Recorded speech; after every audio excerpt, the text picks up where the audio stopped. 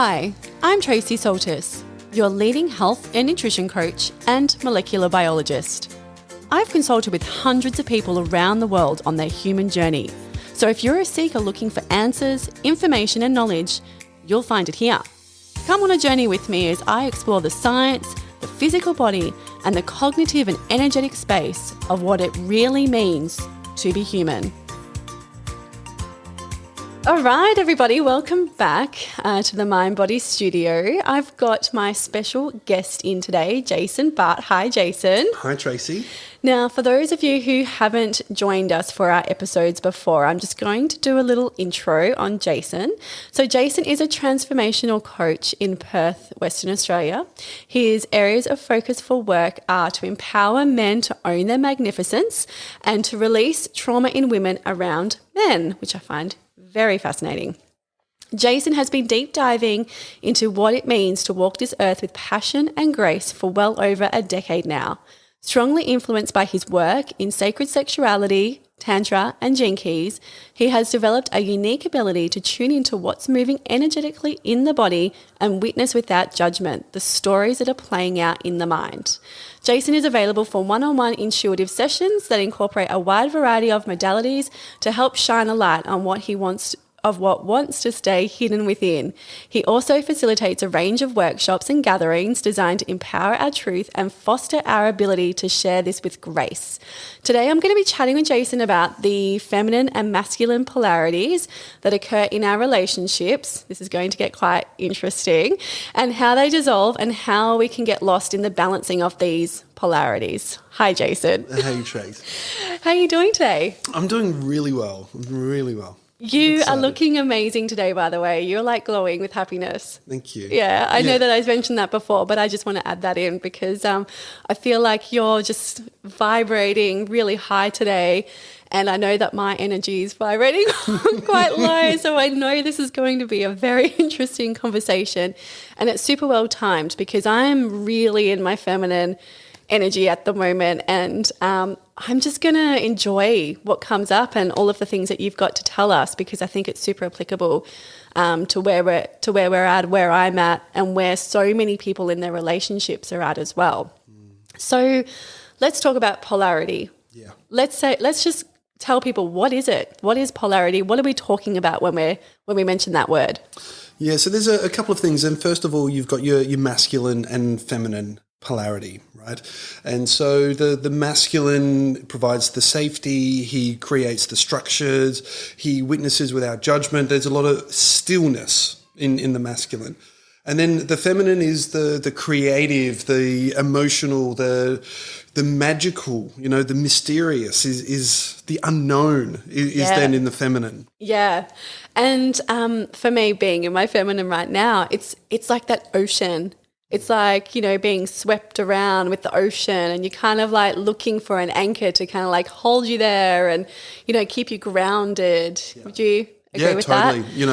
that? That anchor, and then the man is like a giant redwood tree, and it's just like grounded and solid, and the roots go deep into the earth, and it doesn't matter what happens outside with the winds and the storms, the tree's just staying there and not moving, but at the same time very connected to what's going on around. It's not isolating itself, but it is very solid.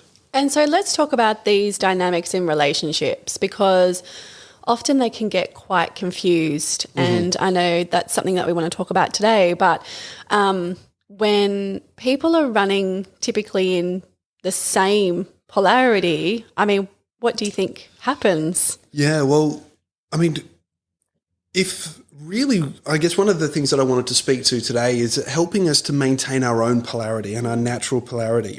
And men, there is a proportion, and I don't know different figures, and it's a little bit hard to quantify, but some people say like between 20 to 30% of men have a stronger feminine energy that they anchor in. Right. Yep. And the same with women, that there's a natural bias of around 20 to 30% of women that then carry a more masculine energy. And in our environment, that's kind of been shifted maybe a little superficially, where they're women have been invited to become more and more masculine over time and, play these roles and do those things, and everything's about equality. And what I really don't like is the fact that we all need to be the same, and we are not the same at all. And let's just clarify that, because when we're talking about equality, what we mean is the feminine and masculine are equal as far as empowerment, but they're very different in the way that they resonate and vibrate into the world. Their frequencies are different, right? Yeah. So before anyone gets triggered, what we're saying is we're not saying that men are better than women or women are better than men. That's definitely not what we're saying. What we're saying is that we want all beings to be feeling empowered in their own right, but most people gravitate towards a feminine or a masculine energy. Yeah, correct. And so when you're a masculine in a relationship with a feminine and you do kind of sway more into the feminine space, what does that look like? Like, how would a man typically present themselves if they're going into a feminine space? Well, first of all, you feel like you're maybe losing that anchor and that one pointed focus that the masculine, the masculine, we talked about this before, he sees a target, he sees a prey, he sees, a task, whatever it is that he's wanting to conquer, right? Yeah. And that's everything right now. Yeah. Whereas if you kind of are looking around and everything's kind of attracting your attention and you may be getting very distracted and maybe becoming very emotional and everything that's happening, then maybe there is, and all of it's okay. And it's really good to have both polarities within you. And I truly believe that I have a strong feminine inside of me as well, and I can tune into that. But my natural bias is the masculine. And then I'm looking for a partner that has a natural bias in her feminine, so that we've got that natural polarity, a positive and a negative holds charge. Yeah. And so let's talk about that, because what I see a lot of, and I'm sure what you see all the time, is people out of balance. Okay, so we've got a lot of women now running in masculine energy, and that's not really something that's happened because they've got woken up, and gone, oh, I'm going to run in my masculine today. That's not really what's happened. What's happened is there's so many different social dynamics now of having accountability and responsibility and having to step in financially and do all of these doing things and step into masculine spaces. And women aren't being given the opportunity at various times to step out of that and go back into their feminine. And that's definitely been very familiar for me, is running in my masculine for long periods of time and then wondering why I crash and burn. And it's because I'm not allowing myself, but I wasn't aware that the feminine was trying to make me stop and just be for a second. And the only way that she could get me to do that was to actually make me crash and burn. So I would have to physically stop. What's your kind of take on all of that as well?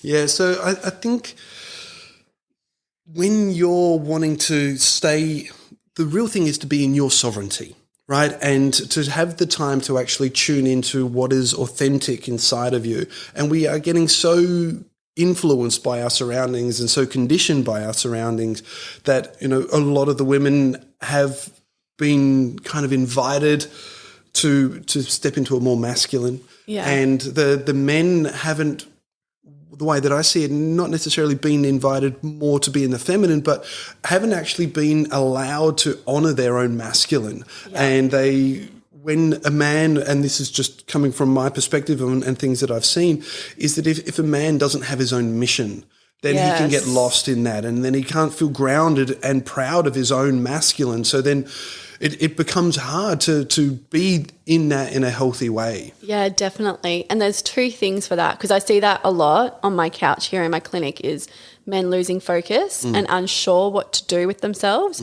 But I also see men who get focused on one thing and that's all they can see. Yeah. And they kind of got like, what are those little things at the little blinkers? Yeah, those little things, little blinkers or whatever they're called. And they're just focused on that one avenue and they're not really seeing anything else that's going on around them. Yeah. So, things do get put on, on the side. So their health, looking after themselves, their relationships, all those sorts of things get put to the side because they're very focused in one particular area. And that's when would you think that that's like a masculine dominance thing? Like, is that like a heightened polarity? Yeah. And, with all of these things, there's, some people use the language of healthy and unhealthy, masculine and feminine, things like that. But I think mature and immature is probably a healthier way to actually look at it, because we all need to grow up a little bit in those archetypes within us. And these are just archetypes, aspects of ourselves that we have, because on some level we're all one and there is no separation. And then we are these physical human beings that are slightly separated from each other. Yeah. And then within that we have different archetypes of how we are, when I'm riding on my motorbike and I'm in that single focus, I'm different than I am, for example, when I'm walking in nature with my beloved, But that's just different aspects of me, and allowing all of that to be there.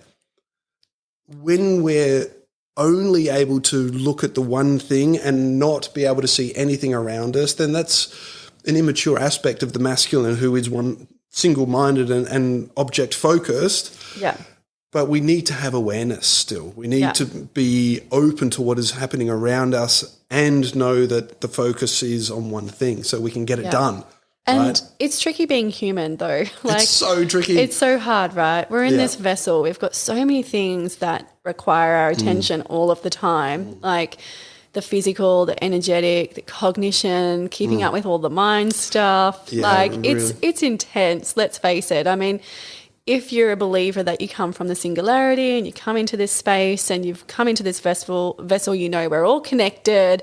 But being in a human body, it is a challenge, because we're separating ourselves from, I guess, the bigger picture of like being connected all together. We forget that we are actually coming from the same place and returning to the same place, right? So it's a challenge, and we're all trying to navigate this craziness of life in the best way possible. Yep.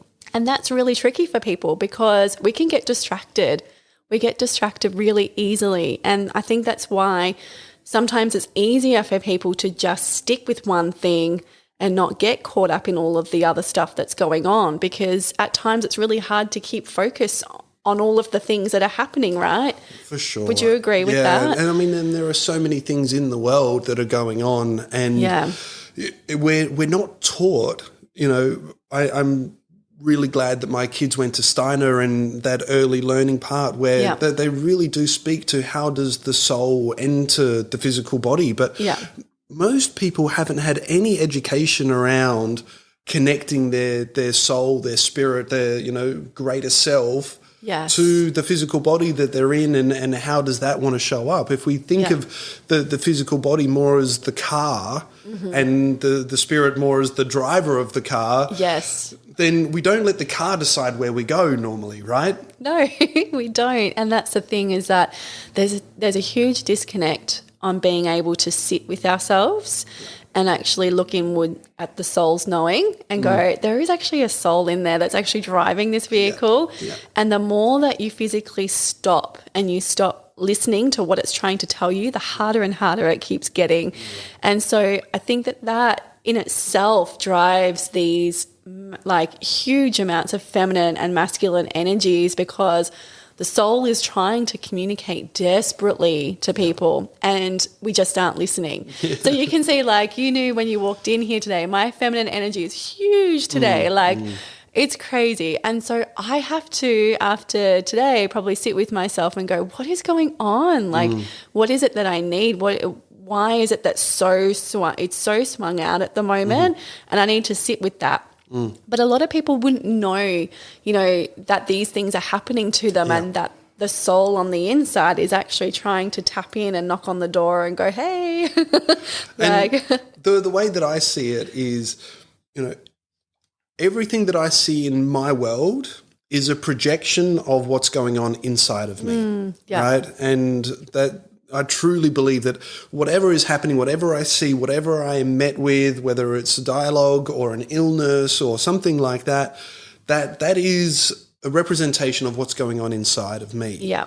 And so it's then an opportunity for me to look at, okay, if I'm just using you as an example now, the feminine is huge. And so where is your masculine? Yeah. Like, where is the man inside of you that's holding her? Yes. Yeah, where is he? Right. Who I've called Eddie, by the way. I've his name is Eddie. All right. Yeah. Because it's good to have a name, a point of reference of who is this masculine energy? Yeah, where is that little shit? Like, where is he? And there you go, straight away. Like, he's a little shit. Yeah. He's not there. And so that's not an invitation for him to come forward. Yeah. Is it? No. It's now basically saying, look, you're in your room and don't even come out of your room, you little shit. Yeah, totally. And then at the same time, it's like, where's my man? Well, you locked him up in the room as a little boy. That's what you've done. Oh, it's so frustrating. And these are the things that we're navigating. So let's talk about why it's important that we understand these energies, the feminine and masculine in relationships. Yeah. And again, because whatever is going on inside of this relationship inside us is what's going to show up in our relationships outside. Yeah. And now that doesn't mean that everything that's happening inside of us is through our own doing, right? That's through our nature, that's through our nurturing. And, if you didn't grow up with good role models of healthy masculine and feminine, how are you supposed to vibrate with that on the inside, right? And just about everyone hasn't had a healthy role modeling of loving father and mother that cared for each other, that also then cared for the child. And of course, all parents care. Yeah. But there's difference between healthy caring and, that conditional loving that happens where, you have to act a certain way and then I'll love you. Yes. Right? Yeah. And that is a big one for me. So failure is a massive thing for me because I've always been someone that feels like I have to achieve in order to be loved, right? And if I'm not, and I had a really bad week last week because we had a certain situation happen that was supposed to happen that didn't happen and my failure kicked in.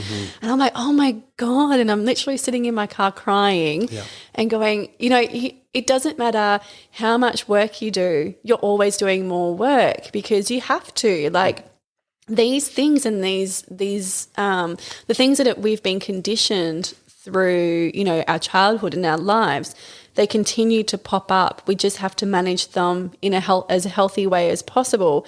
And for me, what I do is like what I said to you today is, Jason, I'm feeling in my feminine today, but I'm just going to, if my emotions come out, I'm just going to let them come out because I don't know, I got to a point where I'm like, why am I hiding away for? Because otherwise I isolate myself, I shut down and I try and push something away that's part of me. Yeah, that needs we to shame come out. who we are. Yeah. Right? And then as soon as we start shaming and blaming, then how can that grow? Yeah. And there's always those beautiful examples of, when a toddler's starting to walk, right, and it's taken its first steps and then it falls down.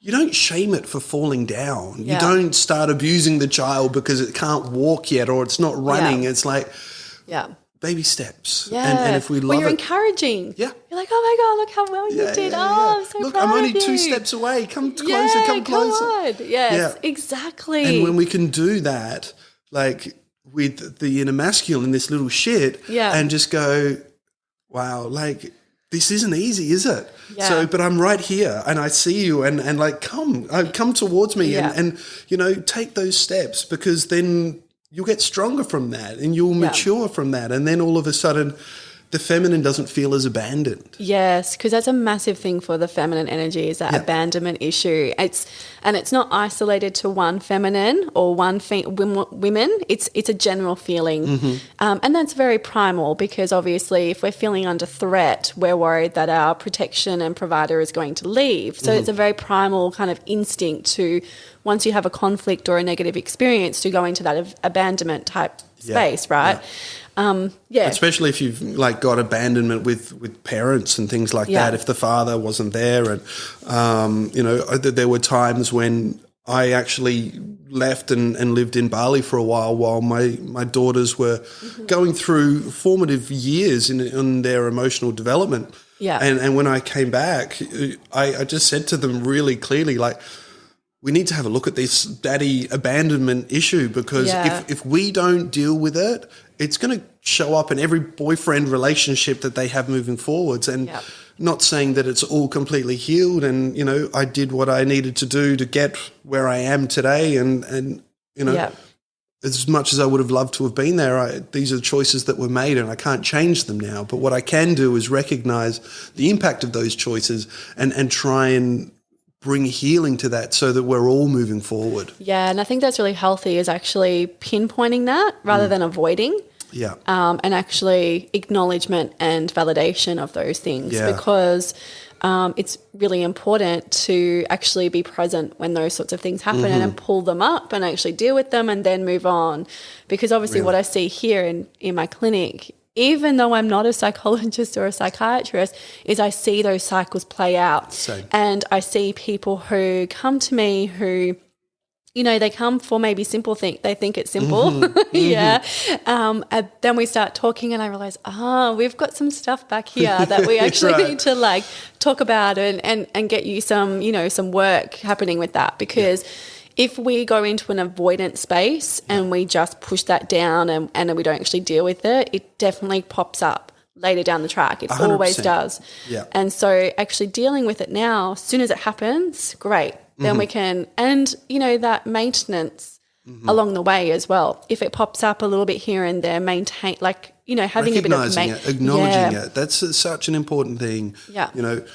If something is in the shadows and we've got this cognitive dissonance of I'm not that, but the energy is there, then you're not going to want to see it when it comes out into the world in unhealthy ways either, and you'll be in denial that I didn't even do that, or it was your fault that happened because if you hadn't done, then I wouldn't have had to respond All this blaming starts going on and this whole cycle of just stuff, right?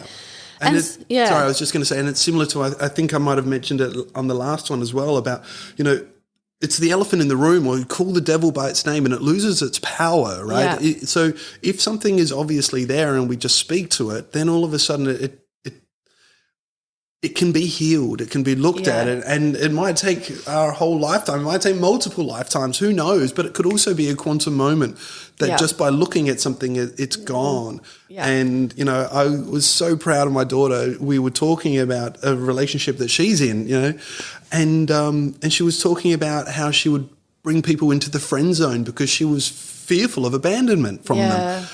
Yeah. And the fact that she's able to talk about that and have awareness about that, and then with someone that she cares about, not friend zone them because she's got the awareness, that's huge at that age. 17 years old, man. That just warmed my heart. It just blows your mind, doesn't it? Yeah. Some of the things that I feel like the vibration of younger people is getting higher and higher than what maybe we experienced when we were their age, because they're so much more aware of these things and they're actually calling them out a lot quicker.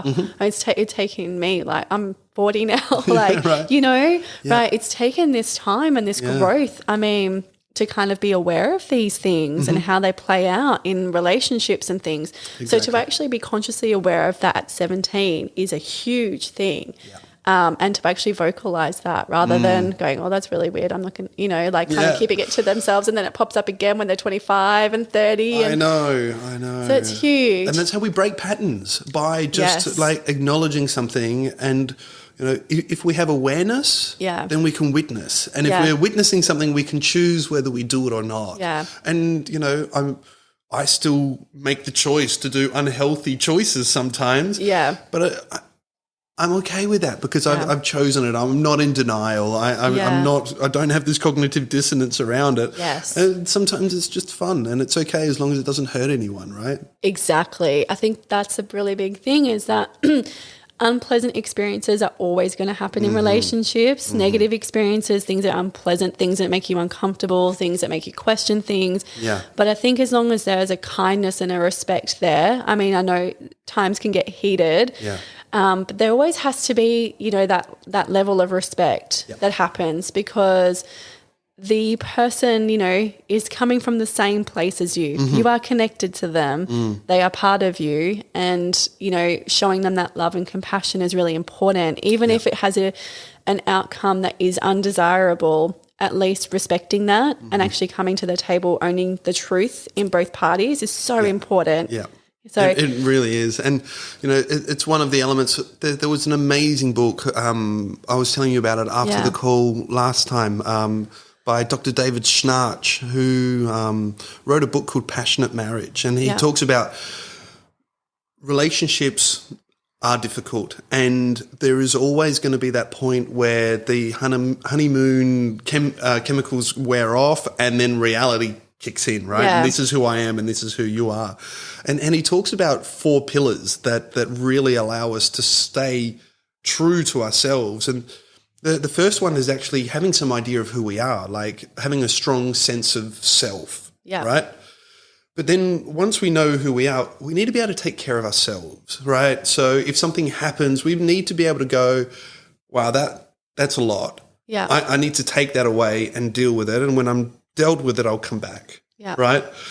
And the third one I love is like, don't overreact to your partner's overreaction. Oh, yeah. Right? Yeah, I love it's that. So easy. And I'm giggling because,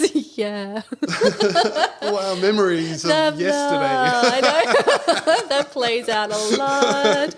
Yeah, totally. And because it's so easy for us to go, well, you were the first one. Well, no, you were the first one. Well, when did it actually start? Like, How exhausting and draining is it, right? It's incredible. To argue like that. Yeah. It's so incredibly and we were talking before about like the whole argument space and what that looks like, and how you've got the anxious attachment and the avoidant attachment. Yeah. Can you explain a little bit more about what that looks like? How does that play out from a masculine and feminine space? Sure. So before, I'll just do the 4th point on differentiation. 4 points, which is recognizing that, relationships are designed to be uncomfortable so that we can grow in that. Yeah. And what they do is they create a safe space for us to feel uncomfortable, to move through the discomfort for the sake of growth, right? Because the comfort is the comfort zone. The comfort zone isn't us in our grandest radiance. That's just where we feel safe. And that could be completely an abusive relationship for some people. That's their safety, right? Yeah. But when something else can show up and provide space for that, then if it can be safely held, then we can go through that discomfort. And sometimes that's what arguments or conversations in these relationships are about, so that you can actually just go, wow, this is horrific to my body right now, but I know if I transfer this energy into something else, then I don't need to keep coming back here. And it's funny because, like we talk about cycles and how we live through our same cycles again and again and again, right? But we also live through relationship cycles as far as what you go through together with your partner. And if you're finding something that comes up together, the same thing over and over and over again, it's not just an individual thing, it's a relationship cycle, and you both have to tackle that. So it's either a case of you both tackle it together, or you don't tackle, That's right. And there's always going to be this resonance in your willingness to look at things, right? Or maybe better to say there's going to be a resonance in the healthiness or maturity of your ability to relate, right? Yeah. And sometimes one immaturity might look very loud and another immaturity might look very quiet. And this is kind of where you can get into those different types of attachments. Yes. So an anxious attachment is like, okay, are they thinking of me? I'm thinking of them. And I got to make sure that they're not going to forget me. And maybe if I do this and they're going to love me. And if I do that and I'm doing everything and I don't know, am I doing everything right? I don't know. I'm just anxious, right? So that's that anxious attachment. Yeah. And then you've got the avoidant attachment, which is like, fuck you. Yes, I know. Like, don't even come near me. Like, I'm totally good on my own. I don't need relationships. Like, whatever it is you need, go and get it. Yeah. And then when you've got what you need, come back to me. And do you reckon feminine sticks more in the anxious and masculine is more in the avoidant? I would say generally yes. Generally yes, but it can definitely go both ways. And, it can also... There's always a slight power imbalance in relationships, right? Yeah. And so that can shift. Someone can be an anxious attachment in one relationship, but then the avoidant in another. That can happen. So it's not that's how I am. Yeah. But generally, again, we do have a polarity more to one than the other. Yeah. And what we're looking for is secure attachment, right? Where we are going to partner and we're going to do this together. And together, you know, we are more than we are in our individual selves. And that's really what we're looking for in relating, right? We're looking for someone who can take us somewhere where we can't go on our own, somewhere where our vibrations exalt one another and we both become brighter. Definitely. And how do we actually maintain our polarity? Because, I mean, we've spoken a lot about, I guess, the differences between, you know, masculine and feminine and how they kind of play out. And we've got two separate things happening there with the avoidant and the anxious attachments. And, you know, we've got a whole heap of life experiences too that lead people to be, you know, imbalanced or balanced in certain areas. So when we're in a relationship, how does that look? Like, what's a good masculine feminine dynamic? Like, how does that look? Because it has to flow.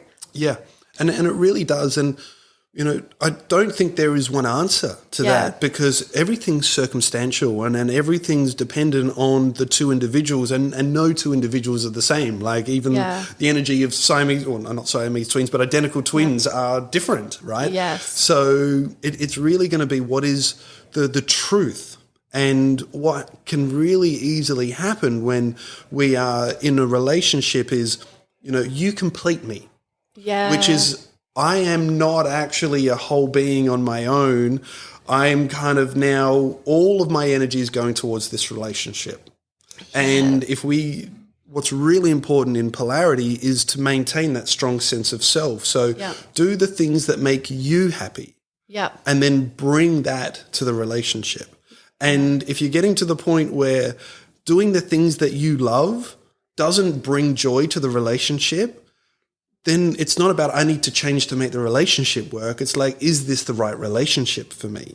Yeah. Because you don't want to be dishonest with yourself, because as soon as you start being dishonest with your own truth, that's a very slippery slope into losing yourself completely. And trust me, I've been there. It's not an empowered place. Yeah, absolutely. And you must see that play out quite a lot, right, in your men's circles and things as well, where because the masculine energy has been feminized quite significantly, and so men aren't expressing the masculine quite as much. And so, and I'm talking on behalf of men again, but I'm just saying what I see is that kind of suffocating and pushing down of the masculine energy. And so it tends to come out, and we spoke about this in our last chat, how it can come out in unhealthy and unproductive ways. And it's mostly because of that feeling of being backed into a corner and not feeling heard. And I think from a feminine perspective, it comes out sometimes when the feminine isn't seen.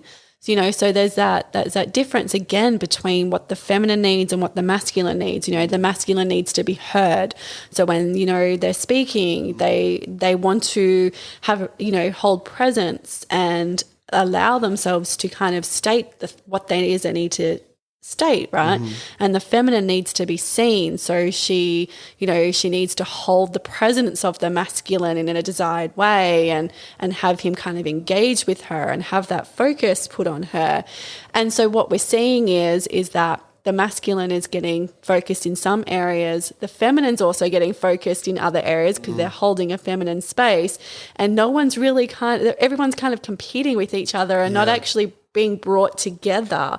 There's not the same link between, I guess, the female being the muse and holding the presence of the masculine. Their focus is on external things now. Would you find that? Yeah, and, you know, I think that it can, like, both of us, we're looking for validation when we're in that place of being a little bit wounded, right? Yeah. And whether that's being heard or being seen, we're looking for recognition for being present and being a contributing part to this relationship. Yeah. And also being a valued part, that the other person actually cares of what you bring to this relationship. Yeah. So, you know, something that I find really healthy is this idea of, you know, every relationship is for a reason and a season, right? And when you look at the context, that the same relationship with the same person can go through multiple different chapters of the book of their story, right? And if you honor that this is the end of that chapter, let's fully acknowledge what that was and give deep appreciation for that, what that was, and use that to recognize, where am I now? And what am I looking for in a relationship with you right now? And so the way that I used to do it with a previous partner is, every time she had her bleed, that was kind of our marker of, let's drop in to give thanks for the last cycle, and let's tune into, like, what do I want right now? Yeah. And what do you want? And are we still on the same page here? Because what can happen is people can start drifting away from each other for decades. Yeah, definitely. And then it's like, I almost dismiss the fact that they're even in a relationship. They just live in the same house and sleep in the same bed, but they're not even really in a relationship. Yeah. They just do things for each other. Absolutely. And I see that a lot. And I think it's important for people to sit together. And it might sound crazy, especially if it's something that you've never done before, but actually sit together and work out when you're going to have this connective time together, and stick to that as well. Like, you make a plan, you know, you work out what days, what that looks like, what each other needs from the other person. Yeah. Because you're right, things change. Things are not permanent. I talk about that a lot as well, is that everything is temporary, everything.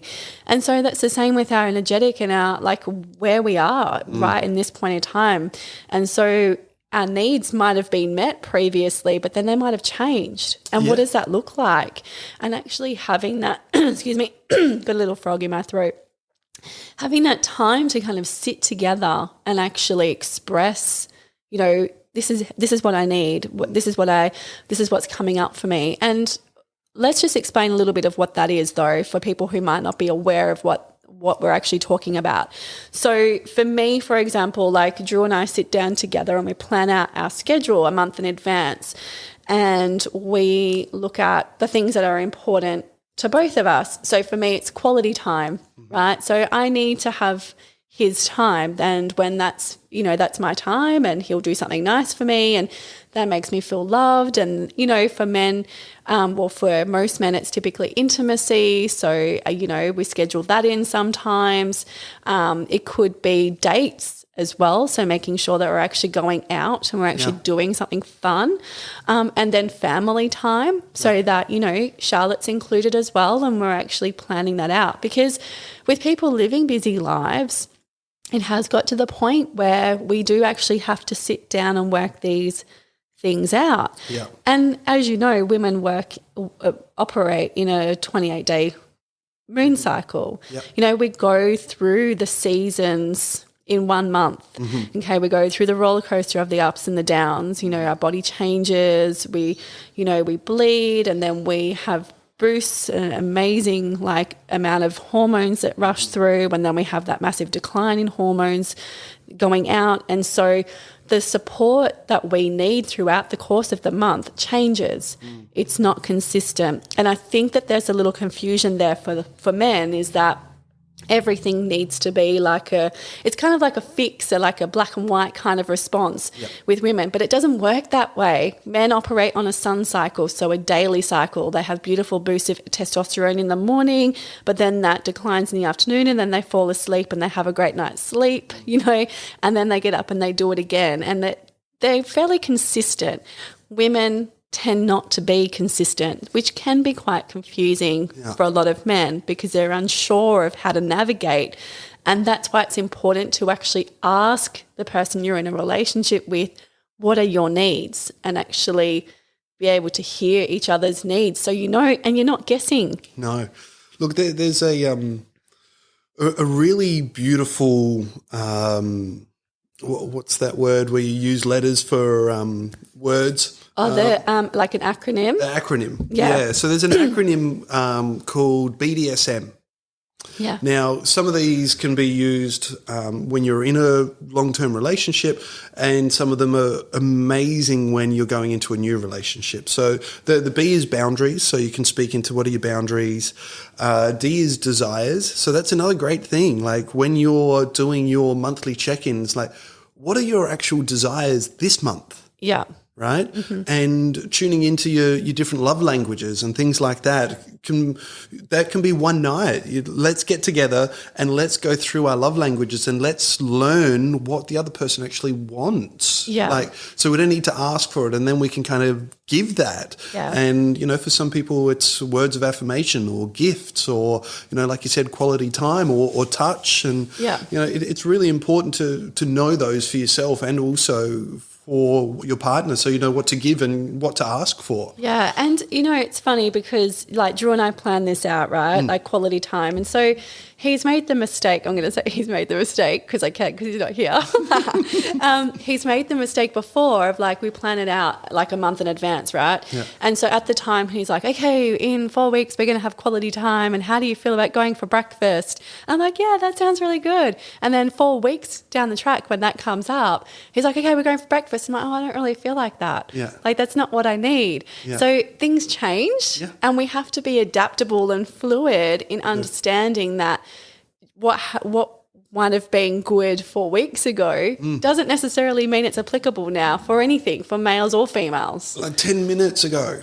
Yeah. Right? It can change that fast, because within 10 minutes we might have received new information that completely changes our frequency. Like we're going out for breakfast and then you get a phone call saying that one of your best friends has just died. Like I don't want to go for breakfast anymore. Yeah. Like I just actually want to lie here and be held right now. So exactly. that's okay. Yeah. Well, we've got to lose the rigidity. Like it's good to have a plan. Yeah.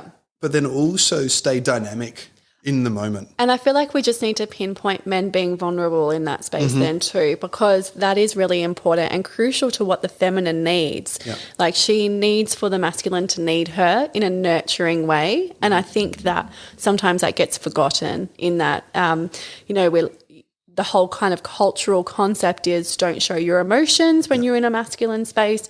And what we need is for people to be more vulnerable and what that looks like so that they can express all types of emotions. Yeah.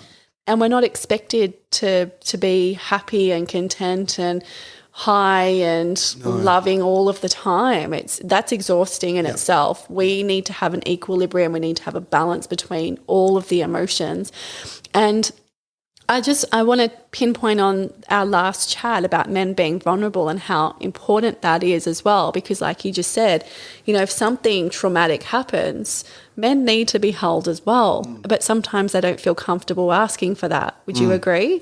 Yeah, look, asking for that kind of intimacy can be really, really difficult.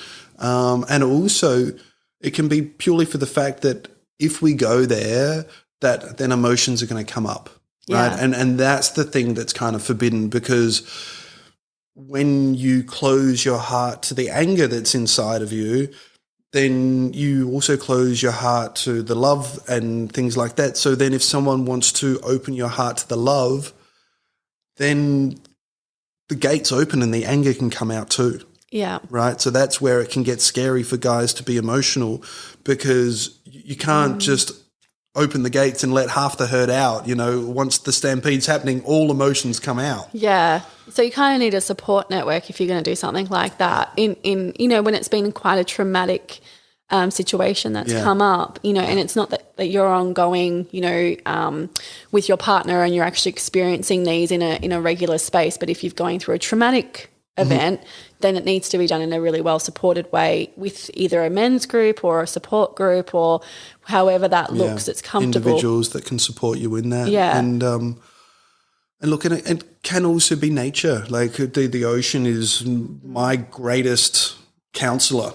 Yeah. I just can give it all to the ocean, and I can cry and no one knows. I can scream underwater and no one can hear me. I can just really throw my body physically around in the ocean and no one can really tell.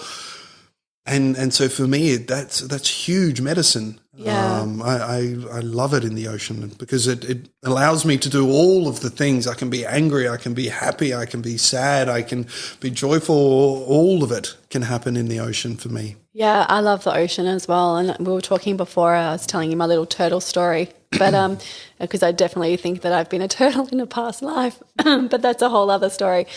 But yeah, I feel like that connection to nature and that connection to oneness is really important for both people in a relationship, and not kind of relying on feeling as though the other person has to be everything for you. You need to have other outlets and other people, social people, and nature and purpose and all sorts of different things. They all need to kind of work together as you're navigating through this life journey.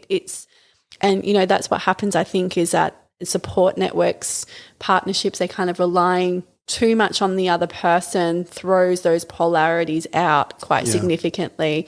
You know, if we've got feminine and masculines kind of competing with each other, or, you know, the masculine never dropping into the feminine space at all and always holding on, and kind of when that happens and they're very distracted with their focus, the feminine can start getting crazy, as I say, crazy, which I really got to stop saying. I said that to you before. Dynamic is a good word. Dynamic. She gets a little bit dynamic, you know, she's flittering around and he's kind of like off doing his own thing. And all of those things, they have a massive impact on a relationship. And it's about coming back together. It's about actually coming back and seeing and hearing the other person and sitting with that person and actually acknowledging them, hearing them in a non-judgmental way, but in a way that allows that person to kind of feel what they need to feel for whatever that might be. Without trying to fix it, you know, and just being able to hear the other person and let them know that it's okay that they feel that way.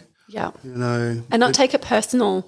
Right, just holding the space and allowing whatever comes up to come up, but not taking it onto yourself, that it's your fault and it's your place to kind of fix it for them or whatever, isn't it? It's just... And that's the masculine way. We love to fix things, you know, that's the engineer in a man who's just like, there's a problem. Yes. I'm a problem solver. Yeah. Like, here I am.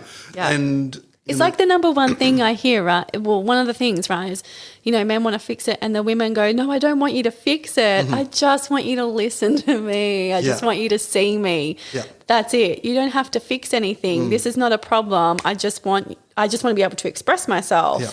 And I think, you know... And it's confusing as a man. It's like, so confusing. Like, there was one of the great movies around that was White Men Can't Jump, right? And there was a moment where what the lady's like, I'm really thirsty. And so he goes to get her a glass of water. And she's like, just because I say I'm thirsty doesn't mean I need you to go and get me a glass of water. And he's like, well, doesn't it? Like, why does it not mean that? Like, if you're thirsty, then just... And at the same time, when men do things like that for a woman... It's like, oh my God, thank you. You're so you're so attentive to my needs. And it's almost like either way, you can't win sometimes, right? It can be really confusing. And I think what sometimes it comes down to is that ability to stand still, because the masculine is always doing. The feminine just wants to be. And when we're in a space of also having to do all of the things all of the time, the amount of energy that we have left is so depleted. We just want the masculine to stand with us and just be still. And that can be really hard, you know, because the feminine is very like all over the place, flittering around. It's really hard for people listening to the podcast because they can't see my hand gestures and I'm very like, but the feminine is moving around and she's like, you know, flitty and, you know, all over the place, which is very normal. And the masculine is, you know, he's focused, but what the two need to do is come together and just be together. And just stand still. And that, I feel, is the challenge, is that ability to just sit with each other, have the masculine just hold firm, no expectations, and the female being able to anchor into the masculine space and just stand and be with each other. And that is the challenge, is, Yeah, and, you know, for when the masculine can hold that anchor, then... What I feel is that it gives the feminine opportunity to use that as something to dance around. Yeah. Right? So as opposed to her dancing all over the place, Yeah. she can now just go, okay, well, in relation to this, I want to dance a little bit over here and there. Yeah. And then I want to dance a little bit over, but like the feminine ideally wants to keep moving. She always wants to keep moving. Always. Right? Yeah. And that's okay. She doesn't have to stand still. Yeah. But she needs to stay connected with the masculine. That's who right. is then holding that anchor of, this is where we are right now, babe. Right here, right now. Yeah. I understand there's all of that happening, but we're doing this. Yeah. Let's stay here. And let's translate that for people like at home. So that standing still of not having to fix things, not having expectations, not having to do anything, but it is just holding space for each other. Yeah. And I think it's a process thing, right? Because obviously the man, if he can hold it, right, and then the feminine can then dance around that and allow all of the possibilities to kind of filter through, then once all of that's done, then there's going to be an outcome. Yeah. There's going to be an energetic resonance at the end where it's just like, wow, that's it. Yes. Then the masculine can go, well, now that we clearly know what we want, I'm going to do that. Yeah. Right? Yeah. So it's a process of stillness, allowing the feminine to play. Yeah. And then once that's settled, then the masculine can step into the doing, and then the feminine can just relax and bathe in that. Yes. And I've kind of got that visualization of that, in my head of like, it's kind of like, I don't even know how to describe it from like a chemical perspective, but, like you've got the atoms and the electrons kind of thing, gravitating around. Exactly. And that's what it is. It's like this, that atom that's in the middle of a molecule and like the electrons kind of just never stop moving. You never know where they're going to be, but at least they are stuck with the quarks, right? Correct. So they're just there and they're just kind of like held on, and that's kind of how I see feminine and masculine energy. Oh my gosh, what a crazy like chat we've had. It's fun. And we have gone over crazy. Of course we have, because this was a really cool topic, and I've been excited to talk about it. So I just want to go through your contact details because obviously you do a lot of work with men and women. And so if people want to contact you, I've got your email address here as contact@jasonbart.xyz. So that's contact@jasonbart.xyz. And you can find me at the same handle, jasonbart.xyz, on Instagram. And my website is the same as well. It's been really great chatting with you. Did you have anything to finish up?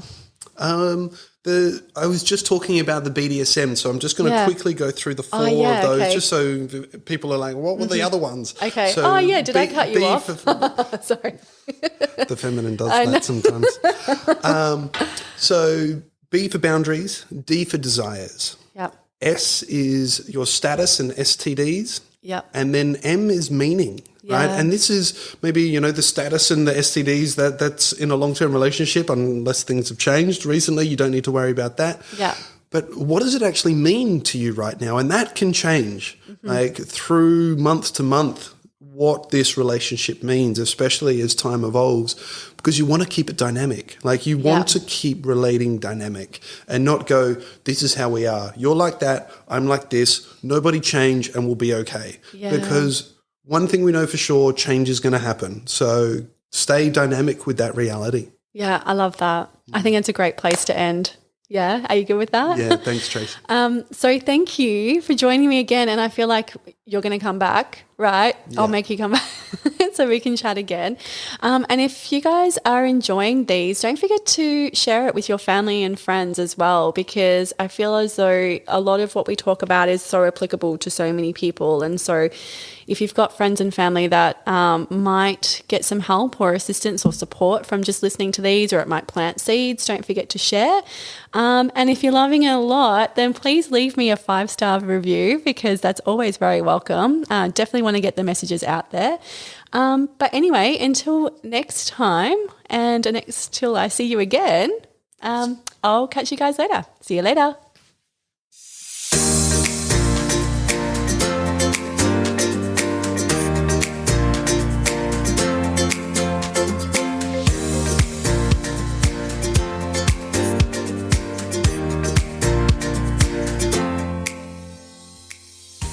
The information, views and opinions expressed on this podcast should not be used or treated as a substitute for nutritional, medical, psychological or other advice by a qualified medical health professional.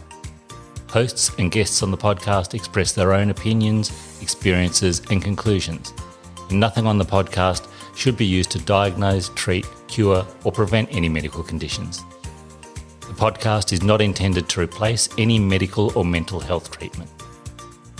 All information and advice provided is for general well-being and does not take individual cases into consideration.